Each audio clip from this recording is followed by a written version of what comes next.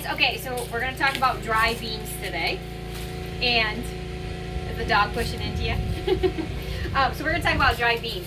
So sometimes people are confused. They're like, why would I want to plant dry beans, right? Well, I plant two kinds of dry beans, and I'm actually going to do two different ones next year. So right now I plant black beans and I plant kidney beans. And I plant a lot of kidney beans because I like to make a lot of chili. We eat a lot of chili. And black beans I use for any type of like enchiladas or quesadillas or chicken roll-ups or anything I can find. So I actually use a lot of that. And so I'm trying to keep adding into my garden stuff that I don't ever have to buy from the store. And they're very easy to grow. They grow very prolific. And they're usually bush beans, which means you don't have to give them a lot of space to grow up. They just stay short, a couple feet tall. The biggest thing with bush beans, though, of all sorts, is that you gotta stake them up a little bit, either with some ropes and some sticks or something like that, to get them off the ground so they can have that airflow so that they can dry. Because for the moldy ones, I don't want to eat the moldy ones, right? If the pods are moldy, though, on these pods right here, I will save those beans that are in here. As long as the bean is not moldy, I will save those and plant those for next year. So once you buy one pack of seeds, then you never have to buy seeds again, which is great. So dry beans, so you plant them in the spring, you let them fully dry out on the vine. If it starts to get fall and there's a lot of rain, you're going to want to pull them. So you can see I'm hanging out in my luxurious lean-to right now, and I'm just having them hanging everywhere. They're hanging on extra wood, they're just hanging on my onion racks that I moved, they're over here.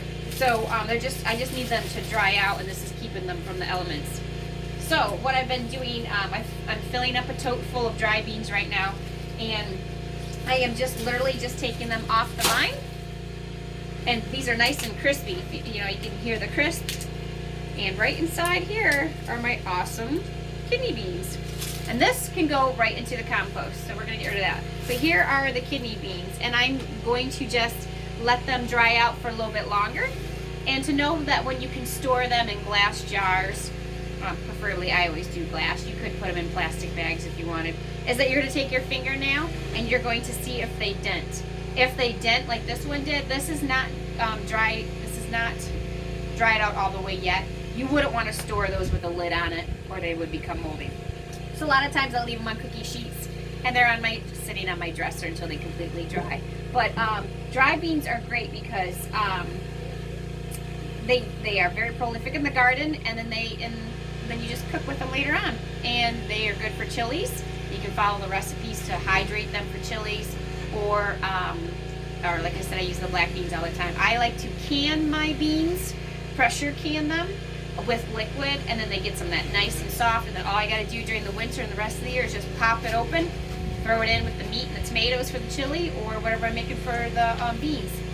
Next year I am going to actually add pinto beans, because we eat a lot of refried beans. So it'll be the same concept in how I do that. And there's also a new bean that I'm going to do, and it's called a calypso bean. And it is an orca, and it looks just like an orca, like out in the ocean. So I'm just doing that one for fun. But I'm really excited about the pinto beans because we eat a lot of refried beans. And there's a honeybee flying around. Say hi, bee. It's not. It's a yellow jacket.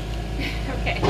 And so I highly suggest, if you have room, to go ahead and start doing dry beans, because beans are nutritious food.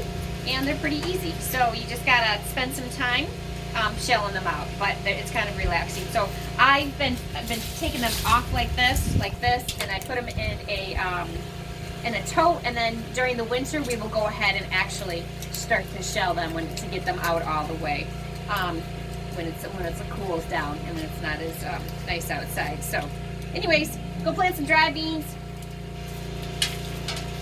and have fun. All right, God bless. Bye.